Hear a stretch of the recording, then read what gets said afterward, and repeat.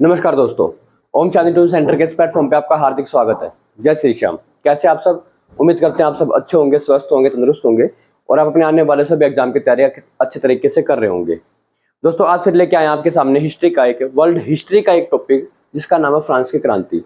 और सभी competitive exams के लिए बहुत ही महत्वपूर्ण जो है टॉपिक रहने वाला है। तो जितने भी मैंने यहाँ पर कुल मिलाकर के 9 पॉइंट लिखे हैं, 9 पॉइंट्स में से आपके जितने भी क्वेश्चन बनते हैं यहीं से बन जाएंगे। इससे ज्यादा पढ़ने की आपको कोई आवश्यकता नहीं है, ठीक है? क्योंकि हमें क्या करना है, हमें करना है एग्जाम को क्रैक करने के लिए स्मार्ट वर्क। कैसा वर्क करना है? स्मार्ट वर्क करना है। तो देखते हैं बारी बारी से कैसे कैसे क्वेश्चन हमारे बनते हैं किसी भी एग्जाम को क्रैक करने के लिए। इसमें एक तो सबसे पहले आप इसका स्क्रीनशॉट ले लेंगे और बाद में जो है इसे क्या करेंगे, अपने जो है नोट्स बना लेंगे अपनी हैंड राइटिंग में सारे के सारे बच्चे, ठीक है?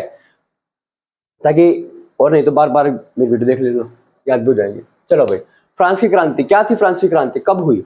तो कहे अगर पहले आपसे पूछे फ्रांस की क्रांति कब हुई तो आप कहेंगे सर 1789 1789 में फ्रांस की महान क्रांति हुई, ठीक है? 1789 की फ्रांस की क्रांति यूरोप के इतिहास की महान घटना थी। यूरोप का जो इतिहास है उसकी क्या थी? सबसे महान घटना थी 1789 में जो हुई क्या? फ्रांस की क्रांति, ठीक है?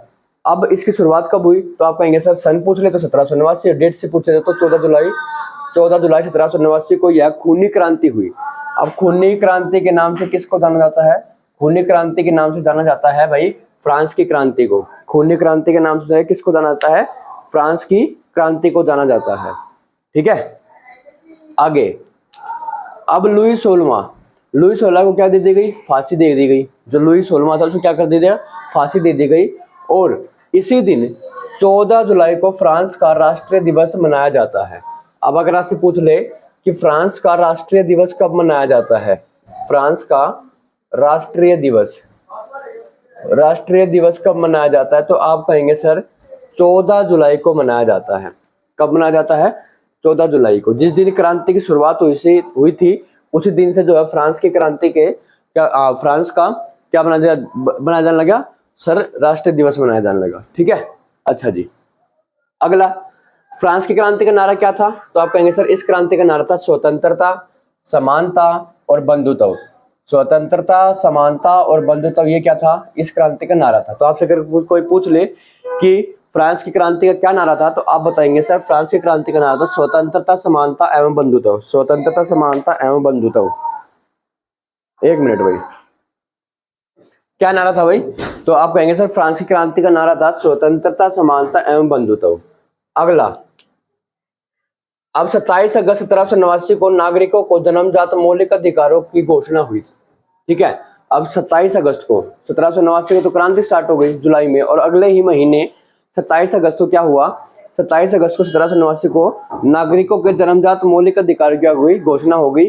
और 21 सितंबर 1792 को, याद रखना डेटें, 21 सितंबर 1792 को फ्रांस के गणतंत्र की स्थापना हुई। कोई पूछ ले कि फ्रांस का फ्रांस के गणतंत्र की स्थापना कब हुई या फिर फ्रांस का गणतंत्र कब बना?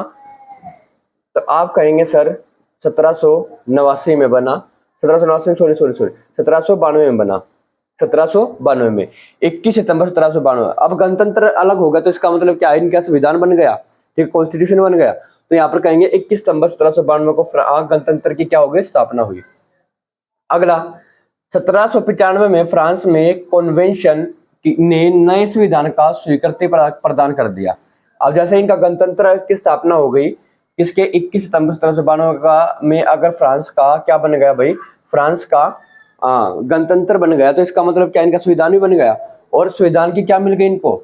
1795 में क्या मिल गई कि भाई अब ये गणतंत्र राज्य हो गया तो आप अपना क्या करेंगे? 1795 में इनको संविधान बनाने की मंजूरी मिल गई। क्या बनाने की? संविधान बनाने की मंजूरी मिल गई। और इस संविधान के अंदर कितने मेंबर थे? तो आप कहेंगे सर संविधान बनाने के लिए 5 सदस्यों की एक कमेटी बनाई गई, समिति बनाई गई। 5 सदस्यों की क्या बनाई गई? एक समिति बनाई गई जिसको हमने नाम दिया क्या? डायरेक्टरी। इन 5 सदस्यों की समिति को क्या नाम दिया गया? तो आप कहेंगे सर इसको नाम दिया गया डायरेक्टरी। क्या नाम दिया गया? डायरेक्टरी। 5 सदस्यों की एक क्या बनाई गई? 5 सदस्यों की एक समिति बनाई गई जिसको नाम दिया गया डायरेक्टरी। क्या नाम दिया गया? डायरेक्टरी नाम दिया गया। आगे चलते हैं। जिसका शासनकाल क्या था? 1795 से लेकर अब जो 5 सदस्यों की जो डायरेक्टरी बनी इसका शासनकाल क्या था? तो आप कहेंगे सर 1795 से लेकर 1795 से लेकर 1799 तक जो है। अगला भाई, तो 1795 इसके जो 5 सदस्यों की जो डायरेक्टरी बनी, समिति बनी, इसको डायरेक्टरी नाम दिया गया और इसका कार्यकाल क्या था, तो आप कहेंगे 1795 से लेकर 1799 तक था। अब हुआ क्या, 1799 तक इनका शासनकाल खत्म हुआ। ठीक है सर, इनका शासनकाल क्या हो गया, खत्म हो गया। जैसे ही इनका शासनकाल खत्म हुआ तो 1799 में एक बात फिर सामने आई। 1799 में नेपोलियन जो है, नेपोलियन ने सारी की सारी बागडोर, नेपोलियन जो था, नेपोलियन ने सारी की सारी बागडोर क्या कर ली, अपने हाथ में ले ली। अब देखो यहाँ पे लिखा 1799 में नेपोलियन ने फ्रांस के शासन की सारी बागडोर अपने हाथों में ले ली और वह 1804 में फ्रांस का क्या बन गया, सम्राट बन गया। अब ये क्या बन गया, 1799 में तो अपने सारी बागडोर ले ली, लेकिन 1804 में क्या हुआ, ये क्या बन गया, सम्राट बन गया, राजा बन गया, कहाँ का, फ्रांस का। अब हुआ क्या, अब जब सम्राट बन गया तो दूसरे देशों के साथ इसका क्या हुआ, युद्ध हुआ। और युद्ध कब हुआ सर, आप कहेंगे सर 1815 में युद्ध हुआ। और इस युद्ध का क्या नाम था, तो आप कहेंगे सर इस युद्ध का नाम था वाटरलू। वाटरलू का एक युद्ध हुआ इनके बीच में, क्या हुआ, जिसमें जो नेपोलियन था इसकी क्या हो गई, हार हो गई और इसको बंदी बना करके कहाँ भेज दिया, इसको बंदी बना कर कहाँ, सेंट हेलेना द्वीप पर क्या कर दिया, भेज दिया गया। और वहीं पर क्या हो गई इसकी 1821 में क्या हो गई, इसकी मृत्यु हो गई। इस नेपोलियन की मृत्यु कब हो गई, 1821 में मृत्यु हो गई। दोबारा से अगेन मैं रिपीट करता हूँ, जैसे ही 1795 से 1799 का कार्यकाल खत्म हुआ तो 1799 में नेपोलियन ने क्या की, सारे के सारे बागडोर फ्रांस की अपने हाथ में ले ली और 1804 में क्या बना, सम्राट बना। सम्राट बनने के बाद 1815 में एक जगह है वाटरलू, वहां पर क्या हुआ, इसका युद्ध हुआ और युद्ध में क्या हुआ, नेपोलियन जो है क्या हो गया, हार गया। और ये युद्ध हारने के बाद इसको भेज दिया गया कहाँ पर, आप कहेंगे सेंटर हेलेना द्वीप पर। इसको हारने के बाद कहाँ पर भेज दिया गया, सेंटर हेलेना द्वीप पर इसको भेज दिया गया। सेंटर हेलेना द्वीप पर क्या कर दिया, इसको भेज दिया गया। और वहीं पर 1821 में क्या हो गई, इसकी मृत्यु हो गई। 1821 में क्या हो गई, इसकी मृत्यु हो गई। 1821 में क्या हो गई, इसकी मृत्यु हो गई। अगला 7th जो पॉइंट है, क्या रहा है, नेपोलियन कोड। नेपोलियन कोड अगर पूछ ले क्या होता है तो याद रखिए कि कानूनों को एक जगह पे समाहित करना, एक जगह पे बनाना, सारे की सारी चीजों को लिखना, उसको बोला जाता है क्या, नेपोलियन कोड। नेपोलियन द्वारा कानूनों का संहिताकरण किया जाना, जिसे हम क्या कहते हैं, नेपोलियन कोड कहते हैं। क्या कहा गया, जिसको नेपोलियन कोड कहा गया। अगला, फ्रांस की क्रांति पर मोंटेस्क्यू, वोल्टेयर एवं रूसो का प्रभाव पड़ा। अब जो फ्रांस की क्रांति थी, इस क्रांति के ऊपर सबसे मेन जो योगदान रहा वो मोंटेस्क्यू, वोल्टेयर और रूसो का रहा। ठीक है, अब जो मोंटेस्क्यू था इसने एक बुक भी लिखी। जो मोंटेस्क्यू है इसने एक बुक लिखी जिसका नाम था spirit of law. Spirit of law इस बुक का नाम था। स्पिरिट ऑफ लॉ बुक अगर पूछ ले एग्जाम के अंदर कि स्पिरिट ऑफ लॉ जो है किस राइटर की लिखी हुई बुक है, तो आप कहेंगे सर ये मोंटेस्क्यू की है। किसकी, ये मोंटेस्क्यू की है।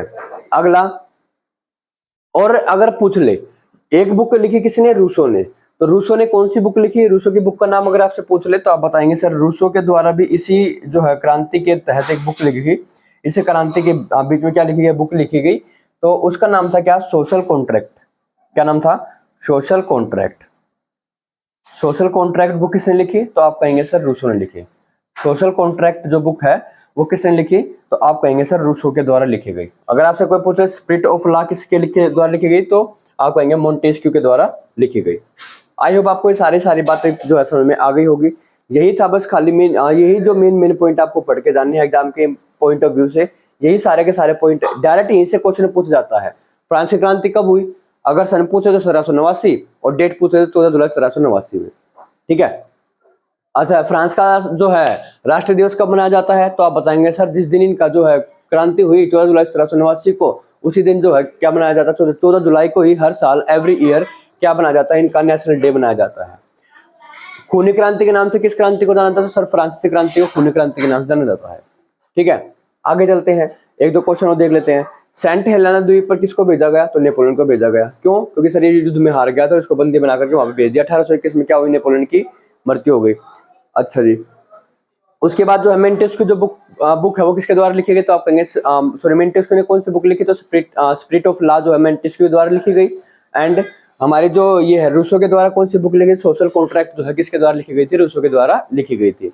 ये सारे मेन पॉइंट हैं जो आपके किसी भी एग्जाम के लिए बहुत ज्यादा महत्वपूर्ण रहने वाले हैं। तो वीडियो को ज्यादा देखना, ठीक है, ज्यादा क्या करना, शेयर करना और लाइक जरूर करना, ठीक है। Thank you, have a nice day, जय श्री श्याम। हंसते रहिए, मुस्कुराते रहिए। अगली वीडियो फिर लेके आऊंगा एक और अमेरिकी क्रांति के बारे में पढ़ेंगे, वहां से क्या क्या इंपॉर्टेंट पॉइंट हमारे एग्जाम में आने वाले हैं, वही सारी बातें मैं उसमें बताने वाला हूँ। अमेरिकी क्रांति कब हुई, क्या रीजन थे, क्या नहीं थे, वो सारी बातें भी उसके अंदर पढ़ेंगे। तो तब तक इस वीडियो को देखें अच्छे तरीके से, अपने दोस्तों के पास शेयर करें। Thank you, have a nice day, जय श्री श्याम। हंसते रहिए, मुस्कुराते रहिए। Bye bye.